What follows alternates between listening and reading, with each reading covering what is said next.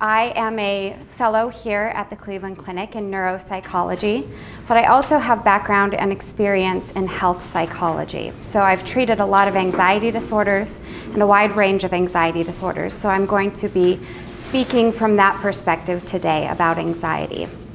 And it's my goal that today I will give you a deeper understanding and a better understanding of what happens in your body and also in your brain when you experience stress and anxiety.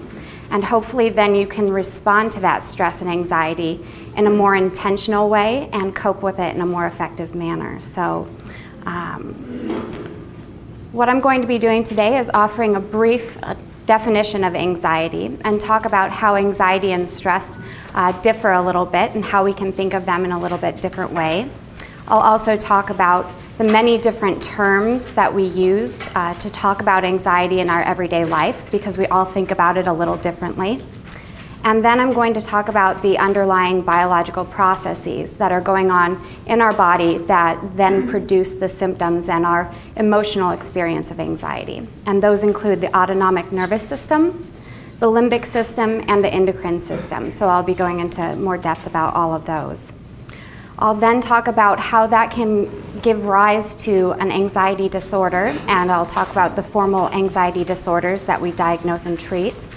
And then I'll end by talking about some skills that you can use, hopefully in your everyday life, in order to effectively cope with stress and anxiety. And then I'll briefly talk about some more formal treatments that are available as well. So anxiety can be defined as distress or uneasiness of mind that's caused by fear of danger or misfortune. And this danger or misfortune can have many different faces. It could be something that is just a perceived danger or threat. It could not necessarily be an actual threat in our environment. It could be something that is threatening our physical safety or well-being. So it could be that we are at risk for injury, or it could be something that is social. So we could be threatened by judgment or someone thinking negatively of us, and that could cause us anxiety. Stress, on the other hand, is more of the real threat in the environment and the sort of tension that that produces in our body when we have to sort of mobilize our resources in order to meet that increased demand and burden. So typically stress, we can put our finger on what it is in our environment that is causing us that increased burden. And anxiety is then our reaction to that stress. And we tend to have a cognitive component along with it, so we are trying to make sense of that. And we're trying to judge if we think we are able to overcome that stress that is in our environment. So there tends to be a perceived lack of control, that we think we might not be able to meet the demands that are placed on us. So that's a little bit about how stress and anxiety are different. And we all experience anxiety and stress differently, and there are many reasons for that. We all have very different experiences in our history with anxiety and stress. Maybe you were modeled how to deal with anxiety and stress in a very adaptive manner by your parents or by your peers. On the other hand, another individual might have had very poor modeling of how to perceive stress and think about stress. There are also biological and genetic differences that change how we react to stress, and I'll talk about that a little bit more in detail as well. So this is a chart, and it's just a nice illustration of some different ways that we think about and label and talk about emotions. So at the center of this, where the red arrow is, see if my mouse will come up. In the center are some of the more basic emotions that are common to all humans, including surprise, happiness, sadness, disgust, anger, and fear. So as you can see, anxiety is related to the more basic response of fear. And you can see a number of different secondary emotions that are described here, such as feeling humiliated, rejected, and then more tertiary ones as well. And you can see how those might change according to what's in the environment. If someone is perceiving a threat and it has a social connotation, that would result in feeling more of the rejection or humiliation perhaps. But it's still related to that more basic fear response. Whereas the other ones, feeling frightened or terrified, that might be more of a perceived risk to your physical safety or health. But really what we'll focus on is that underlying fear response that goes on in our body. And these are just some of the more basic terms that came to my mind when I was thinking about how we might talk about anxiety and stress in our everyday life. We talk about feeling stressed. I think that's a very common one.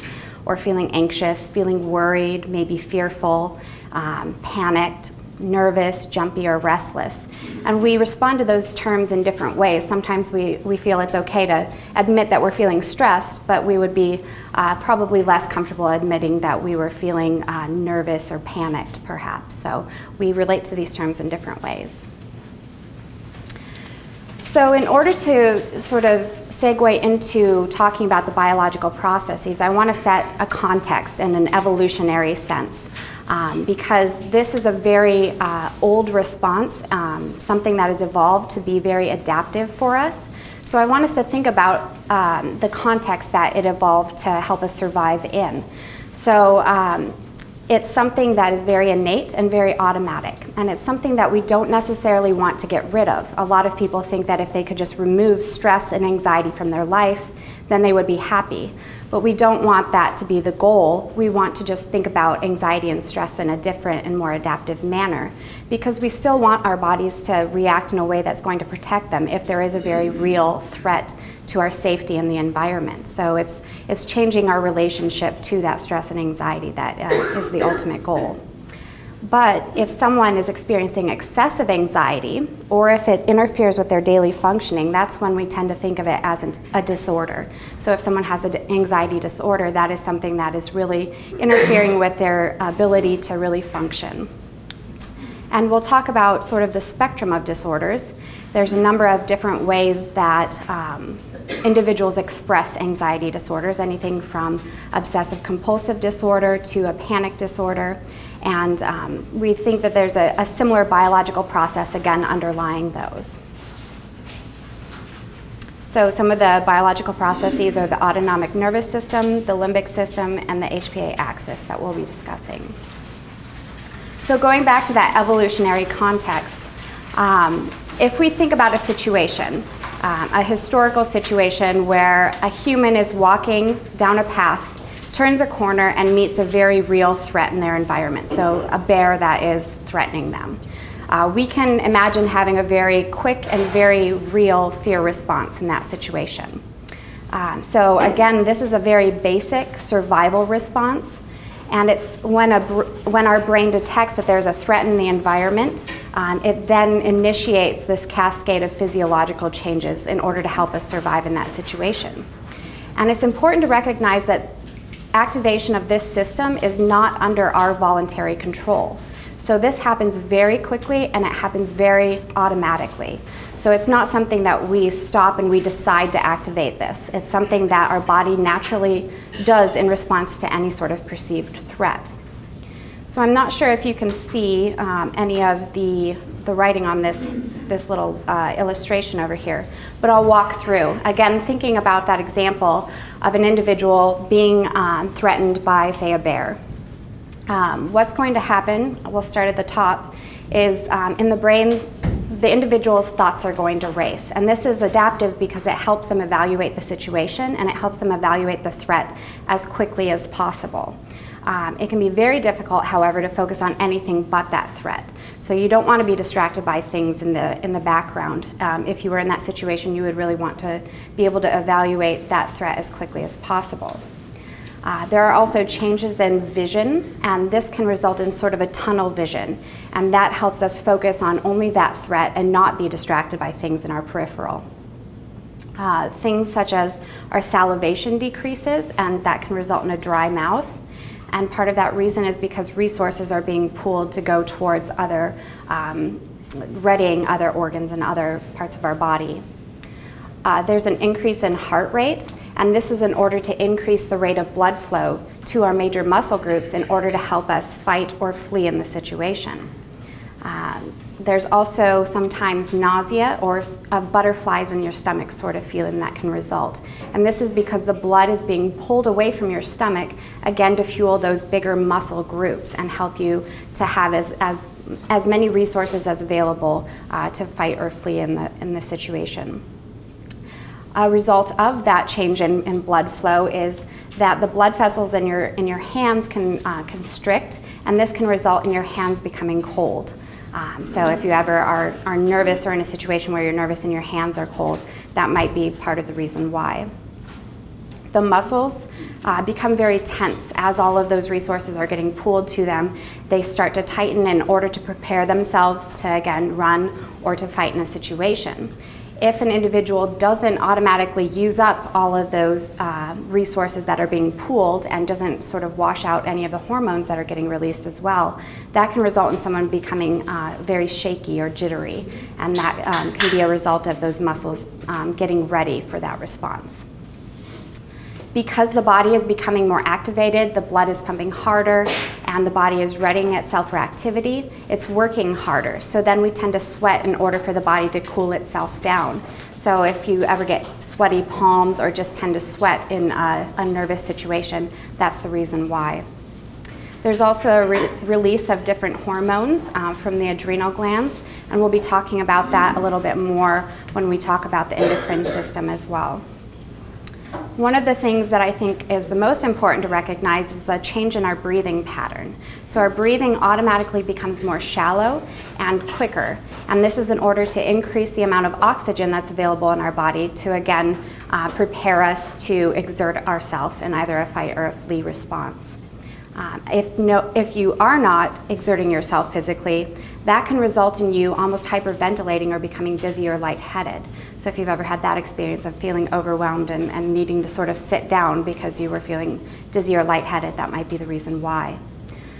So if you go back to the example of an individual on a path, if all of these responses happen after their brain detects that threat in the environment, you can see how all of these things would be very adaptive for that person to experience. They would evaluate that that's a threat, their body would pool all of the resources, and hopefully they would be able to flee that danger and be able to then stop and rest and recover. However, in our modern day environment, we hardly ever turn a corner and see a bear in front of us. Our stresses and our anxiety are a little different, and now it's often confusing for us to experience these sorts of symptoms in response to, say, traffic around us. If you've ever experienced a close call when you're driving a car, you feel the heart racing, you feel all of these happen, and it's not, it doesn't make as much sense as it did in an evolutionary sort of context. So sometimes that can actually be maladaptive for us to have these symptoms in our present day environment, or it can just be unwanted and it can be distracting for us if we're trying to perform in a certain situation or if we're trying to present ourselves in a certain light. Another thing that might happen is it might be out of proportion to the situation. So stress is cumulative, and we might be able to sort of handle so much, but then all of a sudden this small stressor results in all of these symptoms, and that can be confusing for us as well. So as I mentioned, our stressors have changed a little bit. Even though that response, again, is the same as it's ever been, now our environment has shifted and changed a lot. We still identify many of the threats or stressors by our senses. So we see threats with the example of the bear in front of us. That would be something that we would identify with our senses as a threat. We can hear, we can feel, we can smell. But modern day stressors are typically more complex, and they're more long-standing. So it's hard for our body to actually respond to those and remove the threat from our situation.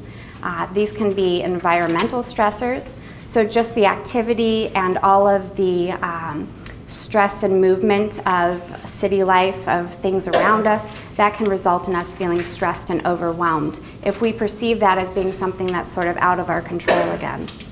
It can be situational, so this could be a performance type of situation that someone could experience, that anxiety if they were preparing to take a test or for an athletic sort of performance situation. That might result in anxiety. Interpersonal anxiety, if someone is very worried about the judgment of someone else or being perceived as in a negative light, then that could be a threat. I think most people are familiar with a financial stressor or threat in their environment. And that is definitely different than, again, in a historical context, what a threat might look like.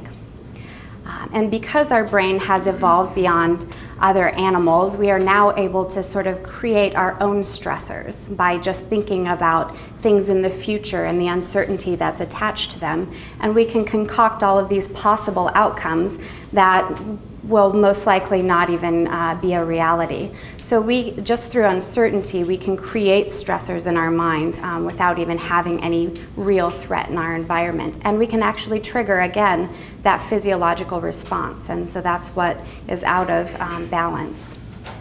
A little bit more subtle are the conditioned responses. So this is related to experiences maybe in childhood or in our past.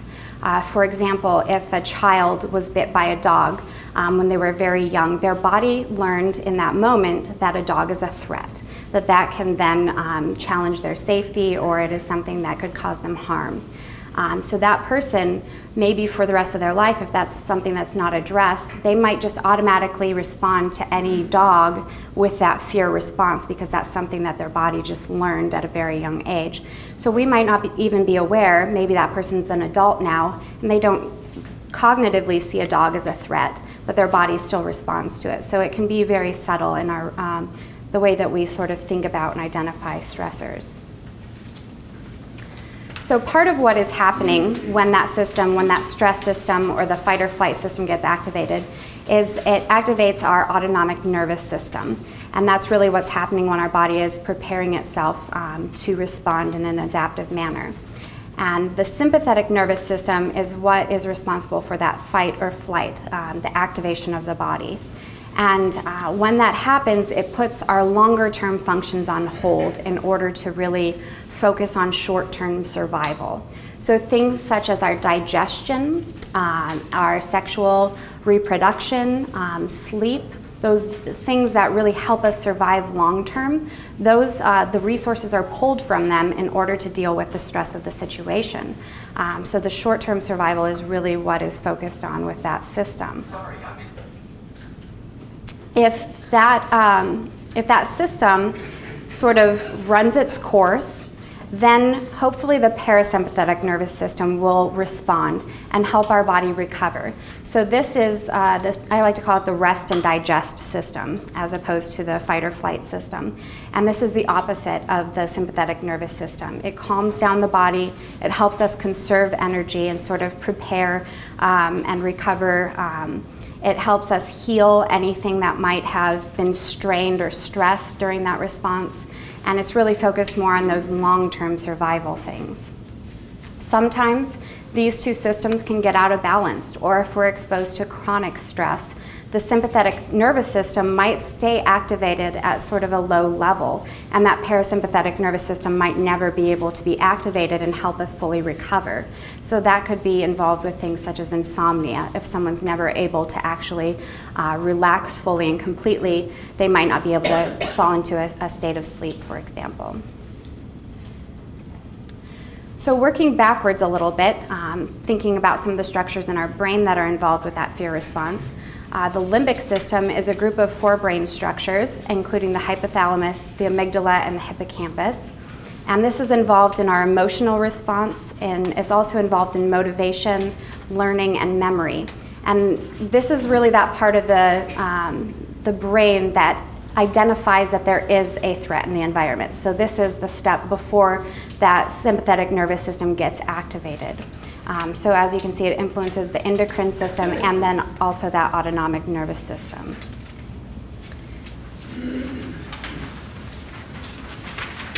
So the endocrine system, or the HPA axis, is the hypothalamic pituitary adrenal axis. And this controls the hormones that are released in our body. So that adrenaline that I talked about would be one of those hormones. It also helps to sort of balance our body out. And it's involved with a lot of homeostatic systems such as sleep or our circadian rhythm. It helps control all of those and keep them in balance. And as you'll see, it integrates things in our environment and it allows our body to respond and adapt to those and sort of shift in a dynamic manner so that we can make adjustments and sort of meet the demands of the certain situation. And how that happens is sensory information is taken in through our senses, and the amygdala then processes them. If a fear or a threat is identified, it then activates the central nucleus, and that projects to several different parts of our brain in order to sort of send out that alarm. The hypothalamus is one of them that is activated, and that is what then turns on the sympathetic nervous system and activates that fight or flight response. And it also activates this endocrine system to respond with the release of different hormones as well. So the hypothalamus, if you can see the number 1 on this picture right here, that is what is activated by the amygdala. And that secretes corticotropin releasing factor, and that allows our body to be sort of roused or activated. It's been alerted that there is a threat in the environment, and then that projects to the pituitary gland. And that's what secretes adrenocorticotropic hormone, and that is ACTH.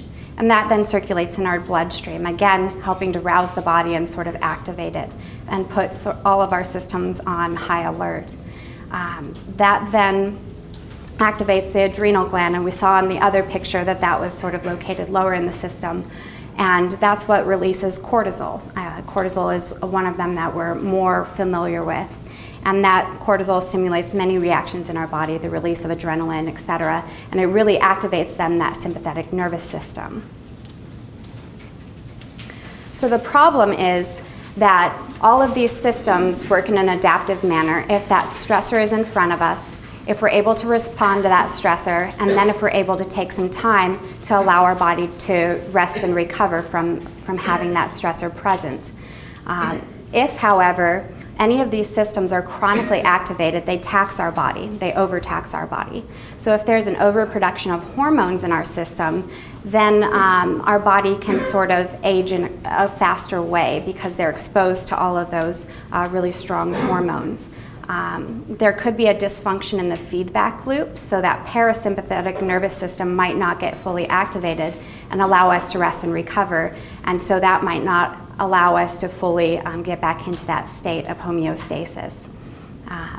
As I mentioned with a conditioned response, anxiety disorders can happen if someone takes, say, that fear of a dog and then generalizes it to all animals. And then because they're frightened of being exposed to an animal, they don't go out into public places. So that anxiety can often have a snowballing effect where the fear can sort of take on a life of its own, and people can then experience anxiety when they're exposed to stimuli that they were never exposed, or that they didn't experience it in response to before.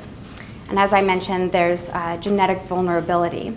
So whenever any of this happens, whenever any of these systems are out of balance, it could result in an anxiety disorder. And that's when, again, it's excessive and it also interferes with your daily life. So some of the associated brain regions included in this fear response include the amygdala, which we've talked about.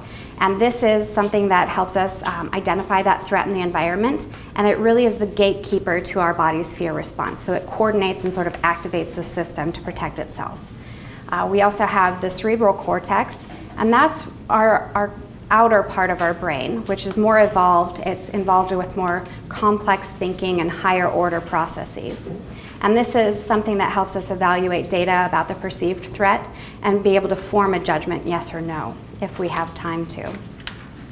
The hippocampus is very involved with memory and recording association. So when something happens, it helps to record what the result of that was. And it's involved in encoding of long-term memories. So as you can see, the amygdala sits right on the end of the hippocampus. So that's why we often have we remember things that are very emotionally salient to us, because there's such a close proximity to those two areas of the brain, and it sort of helps to encode things in a stronger manner. The locus coeruleus is what helps us focus on what stimuli to focus on in the environment. It helps us sort of direct that attention and that energy. And then the prefrontal cortex is, again, that outer part of our brain that's more advanced, more evolved, and it helps us be able to think in a more complex manner about the situation. So things such as making decisions, evaluating social situations, and ultimately, this is what helps us also subdue that fear response. So even though the activation of the sympathetic nervous system is involuntary, we can choose to override that if we're able to evaluate, wait a second, this isn't a true threat. I don't have to be responding to it in an anxious way. So that would be using our prefrontal cortex when we're able to actually reason through things. And what's interesting is when this inner part of our brain, when that limbic system is activated, it actually sucks resources away from that outer part of our brain. So that's why we tend to make really rash decisions when we're under a lot of stress. That's why we don't tend to feel like ourselves or feel like we're able to reason through things very well, is because that limbic system might be pulling away from the resources that you would typically use in order to think through things in a logical manner. So as I mentioned before, it's never a goal to totally remove anxiety from our life, because it can be very adaptive. Having stress, having some anxiety is a positive thing. It helps us prepare and confront a crisis with all of our resources. It helps us pool those and get them ready. And it also can be very adaptive in an acute situation. So if you were walking across the street and you failed to notice that there was a car coming at you, you would want your body to respond in as quick of a manner as possible for you to get out of the way. And it can also just stimulate and motivate us. If you think about sort of a work environment, there's an increased level of stress, and that can actually help you think in a clearer manner, or it can help you get to a level of focus and performance that you wouldn't otherwise reach. The cons to anxiety is that it is uncomfortable to experience. And as I mentioned, it can deprive resources from other areas. So if we're under chronic levels of stress and anxiety, it can actually pull away from those longer term functions and organs that would help us with those. The physical effects can be uncomfortable as well, such as the lightheadedness, nausea. And then because what happens with that sympathetic nervous system, it really activates and causes our body to work harder than it would in a resting state. If that's chronically activated, it puts strain on all of those different systems. So that can result in a lot of other physical health problems and concerns. Some of those include respiratory disorders. Things such as COPD or asthma can be associated with anxiety. Gastrointestinal problems such as IBS. If our body is constantly pulling away resources from our digestive system in order to meet the demands of the stressful situation we're in, it never gets all of those resources to just digest in a normal manner. Heart disease, if you can imagine that your heart is pumping more and there's increased blood pressure because you're chronically under stress, that could result in heart disease. Because it is uncomfortable to experience anxiety and stress, people often self-medicate with substances. And because there is that sort of association and snowballing effect of anxiety, substance abuse disorders are often a result of that, or can be a result of that. As I mentioned, insomnia is common with it because the sympathetic nervous system doesn't get fully shut down and the parasympathetic nervous system doesn't get activated. So if we're in a state of sort of high alert, our body doesn't want to be in a vulnerable state like it would be when we are asleep. So it doesn't ever fully let us get into that state. Migraines, depression, and as I mentioned with the limbic system, if there's an extra sort of constant presence of any hormones or neurotransmitters in our brain, that can actually be negative for the health of our different brain functions. So because the hippocampus is so close to that amygdala, if there's too much cortisol, too much of those stress hormones in the system, it can actually result in atrophy of that part of the brain. So as I mentioned, there's a number of different anxiety disorders, and this can result from a number of different reasons. Some of those include panic attack, and this is if somebody has a sudden wave of intense anxiety and fearfulness. And it's also associated with all of those physical symptoms that I talked about. And those can be forefront in a panic attack. Someone can think that they're having a heart attack because their heart is pumping so quickly, and it's such a change from their normal way of functioning. If an individual has recurrent panic attacks and also has a fear of having another one, that can be a panic disorder. And this can have that snowballing effect, and if an individual is nervous about experiencing a panic attack in public, they can then not want to leave their home, and that can result in what's called agoraphobia, where they're frightened to leave their home and go into public.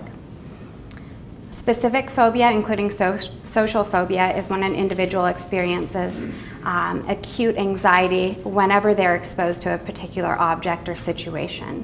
And I think the most common example of that would be a spider phobia. If anytime someone is exposed to a spider, they experience that sort of panicked rush of all of those physical symptoms that I talked about. And if that starts to interfere with their daily functioning, that would then, it might qualify as a disorder itself. Obsessive compulsive disorder is a little bit different than the others. And this is when an individual experiences recurrent and distressing thoughts. So those would be the obsessions. They have sort of obsessions that just interject into their mind, and the only way that they can calm those down or distract themselves from it is to respond behaviorally with compulsions. So they might do things such as repetitive behaviors, and that helps them sort of calm down whatever sort of tension is present in their body when they experience the obsessions. And this has a little bit more of a genetic loading than some of the others does. Acute stress disorder is the result of experiencing a trauma. This might be something like a car accident, or it might be witnessing something else traumatic, and it's our body's response and sort of making sense of it. So maybe driving wasn't something that you viewed as a threat, and now your body views, leaving your home as a threat. So it has sort of a time of recovering from that trauma in order to recognize that it's safe to be out in the world. So there is sort of a time of recovery that happens with that. If that doesn't fully resolve, that can result in post-traumatic stress disorder. And that's when someone has intrusive and distressing thoughts. They would have sleep problems, as I mentioned before, with anxiety. There's also a hypervigilance, so if the body still thinks that there's constant need to sort of protect itself from threat, that can manifest as them having a heightened startle response. So loud noises might make them just sort of overreact, and that would be that hypervigilance, that the body still thinks that it needs to protect itself. There can also be a lot of social withdrawal, anger, other anxiety symptoms, the physical symptoms that I've spoken about. Generalized anxiety is more excessive anxiety and worry about things in general, so it has more of a broad implication. It could be things such as finances, the health of yourself, your loved ones. It could be just the world's state in general that you could start worrying about. And again, that becomes a disorder when it's excessive and interferes with your ability to function. It's important to mention that because there are a lot of physical symptoms with anxiety, if you experience anxiety, it's really beneficial to be cleared of any possible medical condition that might be causing that, because there is a lot of overlap with those. As I mentioned with panic attacks, sometimes people will think that they're having a heart attack. And I would say it's better to be safe than sorry to have that checked out. But if then the doctor tells you, I think it's a panic attack, then you can cope with that in an appropriate manner. So it's just learning about the ways that your body responds to stress and educating yourself about that. And I think that it's always good to rule out a medical cause that might be treatable. There's also the possibility that it could be the side effect of a medication as well. So that can cause anxiety, or it could even be induced by substances. Overdosing on caffeine, for example, can heighten any of those physiological responses and can actually make an anxiety response much more likely when it wouldn't have happened anyway. So here are some examples of just some everyday anxiety versus an anxiety disorder. So if somebody worries about paying the bills and just finances in general, like I think many of us do, that would be everyday anxiety. If, however, that individual thinks about their finances so constantly that they cannot function in their everyday life, they cannot get themselves to do household chores or take care of work or family life, that would then be an anxiety disorder. If somebody gets nervous before a presentation at work, that would be everyday anxiety. That's normal to experience. However, if that person experiences a panic attack where they break into a sweat, start to shake, and have heart palpitations, and then they're no longer able to give that presentation, that would be more of an anxiety disorder. The last one is if somebody just gets embarrassed and feels awkward in social situations, that would be normative. something that many of us experience. However, if that person avoids all social situations, just in case that might happen, and is then no longer able to go out and interact with people, that would be an anxiety disorder. So this is a chart that I've used with a lot of patients in order to help them come up with personal ways of coping with anxiety and coping with stress. So on this horizontal axis here is our body's arousal. So we've talked about how anxiety puts the body in a high arousal state. So that would be over here by the orange. On the vertical axis is the valence, or the sort of, if it's positive, if it's a negative experience for us, how we've judged it. So I like to chart any kind of emotional disorders on this in order to give ourselves a visual representation of what we're experiencing. So if our body is very highly aroused and it's a very negative experience for us, that would be an anxiety sort of state, or feeling fearful or panicked. If someone, on the other hand, is in a very highly aroused state, but it's a very positive experience for them, that's then labeled as excitement. So the physical symptoms might be the same. The heart might be pounding and racing in the same sort of way, but just because we're in a different context and we're thinking about it differently, it would have a completely different emotional experience for us. If someone has very low arousal and that's very positive, that would be a calm state, or sort of a peaceful state. If someone has very low arousal and then that's very negative, that would be more of a depressed state for them. So how I use this in treatment is then I help people think about how to shift themselves along that continuum. So if you are very highly aroused and in a very negative state, if you're in a very anxious state, what might you do in order to bring yourself into a more neutral place? And I have a soapbox about exercise because I think that it helps with any of these extremes on this emotion chart. So if you're able to go and exert yourself and sort of burn off all of those extra hormones that are released in a stress response, and sort of use up that extra blood that's been pumping, that extra oxygen if you've been really stressed, that helps your body just kind of wash that all out and be able to really recover in a positive way. So you kind of burn off some of that arousal, and that helps bring you back to a more neutral state. It could be that that just brings you here and you're still thinking very negatively about the situation. So that's how shifting how we think about our experience or evaluate the situation is important. And that would be a more cognitive component to a therapy process if that's what this was being used in. What's interesting is that you can do the same thing for feeling depressed. If you find yourself just sort of with decreased levels of arousal, you just can't even get yourself motivated to go do anything. Your goal then is to find a way to increase your arousal level. So do things that sort of help get you up and going. The sort of therapy that's used with this is called behavioral activation. It's really to get us activated, interacting socially with other people. Again, exercise is a great way to get yourself sort of moving, to get your body just activated and increase that arousal level. But again, that cognitive component can be an important part to focus on as well. So this is one of the ways of sort of going back to this chart. This next slide are some strategies that we can use that can help us shift where we are on that continuum. So if we want to do something that can decrease our arousal, I always recommend for people to just really focus on their senses, because that can help them then control those physical symptoms that they're experiencing. So if you think about things like your heart racing, you're just feeling like your thoughts are racing. If you focus and take a moment on to be present wherever you are, that helps you kind of quiet down that process, and it can actually help you activate that parasympathetic nervous system for resting and recovering. Some of the things that you can do, and what I'd really encourage you to do, is think about personally how you might do this, what things might be helpful for you, or what you might already do with these different sensory experiences. And then keep resources around your home so you don't have to try to find something when you're in that stressed state. So if any one of these things, have it available so that when you are stressed, you're reminded to use it. You're reminded to take a moment for yourself to just kind of calm down and relax. So if you use your sight, looking at a calming picture might be something that is you can take with you anywhere, so you can have it with you. It might be pictures of loved ones, it might be a calming scene, outdoor landscape, something like that. Going to a park or going into a garden where you can look at nature and have that sort of calm, peaceful surrounding might be a way that you can really use visual sensory experiences to help calm yourself down. Touch is one.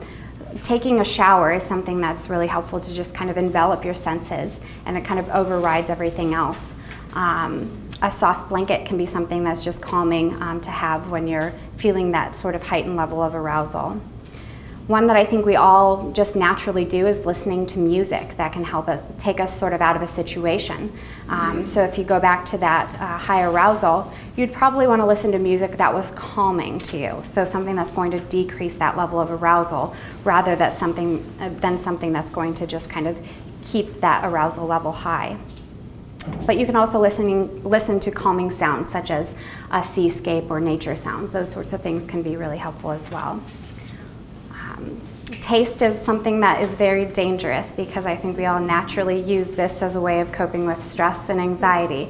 But becoming aware of, like I said, if you already do this, maybe it's something that you can focus on those other senses to use those instead.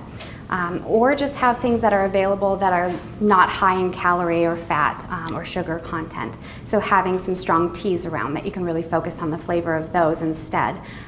Or having a piece of candy or gum, something like that, that has strong flavor that you can really focus on. You can use smells such as lighting a candle, or you can carry with you some of the aromatherapy oils and just take a moment and really focus on those senses. But if you're engaging in all of these different activities and your mind is still focused on that stress and still sort of ruminating on that stress, it's not going to have a very effective response to it. So it's really important when you're doing these to focus on the sensory experience and to really allow yourself to be present, and that's going to help decrease that level of arousal and really allow you to get the full benefit from it. What I think is best is to really combine all of these together. So going for a walk outside would be a great example.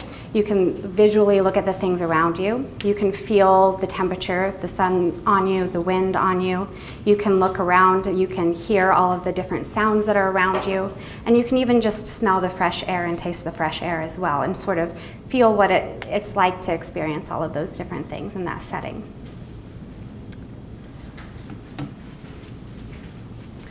So here are some more formal treatments that might be used to treat anxiety disorders or anxiety symptoms.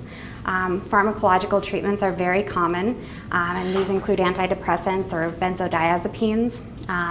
I personally don't like to use these unless necessary because, again, we want anxiety. It's a very adaptive thing to have, and if we're dulling our experience of that, it might not work in an effective manner.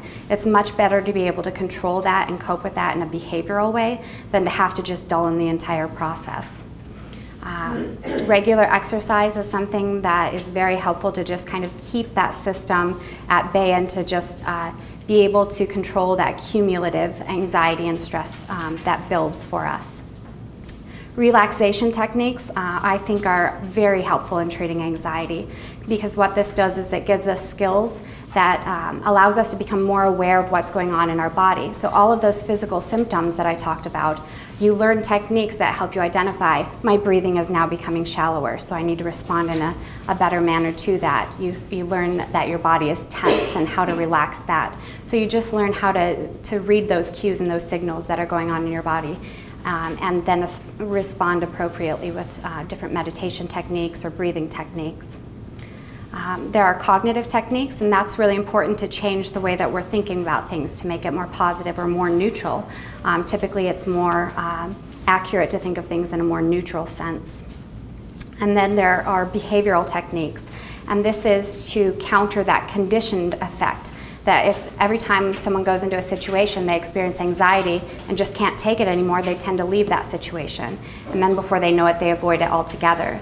So what behavioral techniques do is they expose someone to a situation that causes anxiety, but they have them stay in that situation so that they learn that that anxiety is a natural process that's going to go up, but eventually our body is going to just sort of realize that it's not a true threat that we're exposed to, and so it'll go back down. And then if they're exposed to that repeatedly, I have a chart here, that each time it will peak less and less and less until it then doesn't even elicit an anxiety response, and it's just sort of a normal response to whatever is in the environment.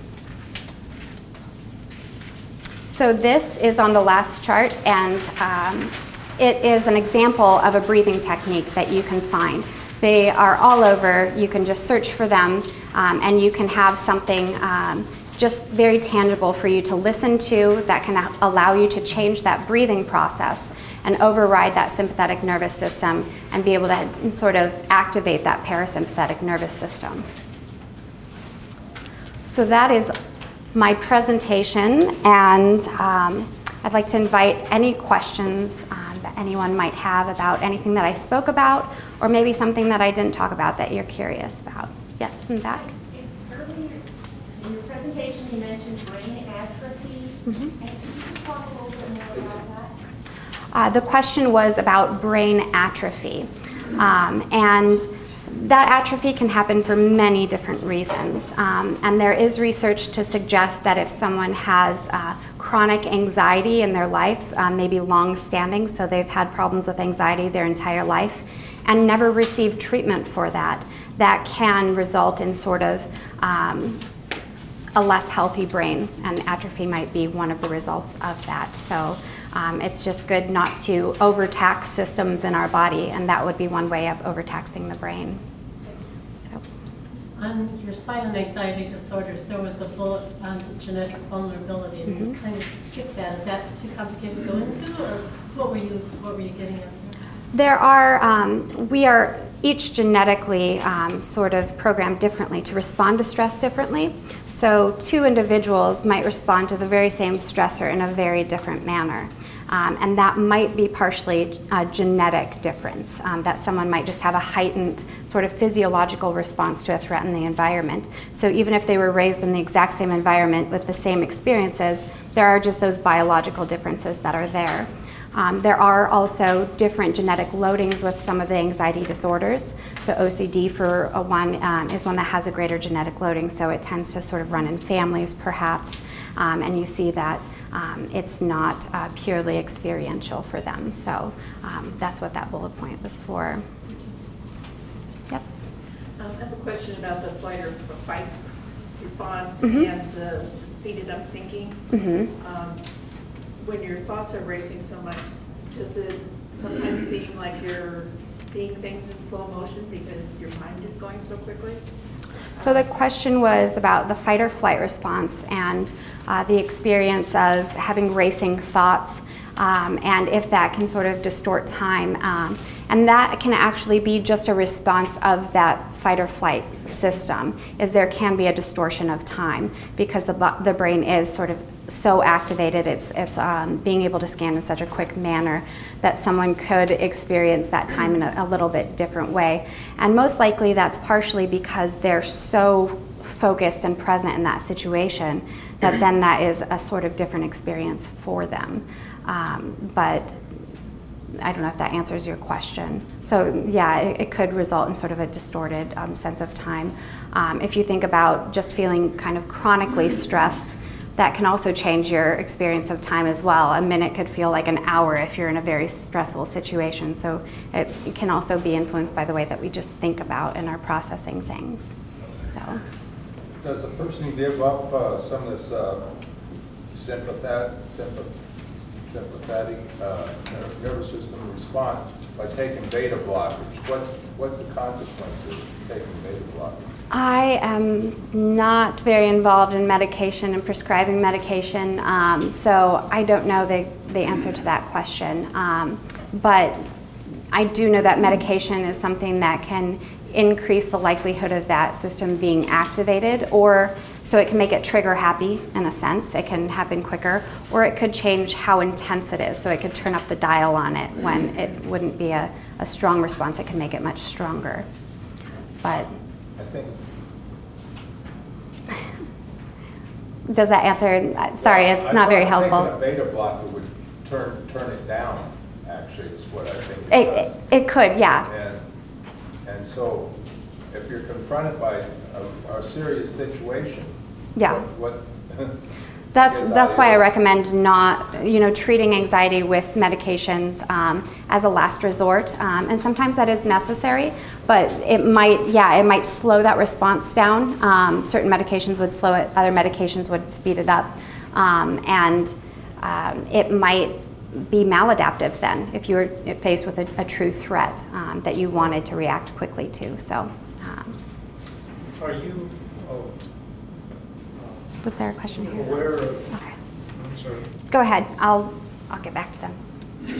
Go ahead. I have a question. Are you aware of very many situations where long-term, heavy-duty, chronic stress has affected individuals to a point where they can't get their parasympathetic nervous system to fire back up? And if so, how do you compensate for that in your treatment? Yeah, the question is if individuals experience chronic stress and they've kind of forgotten how to activate that parasympathetic nervous system, how might that be resolved?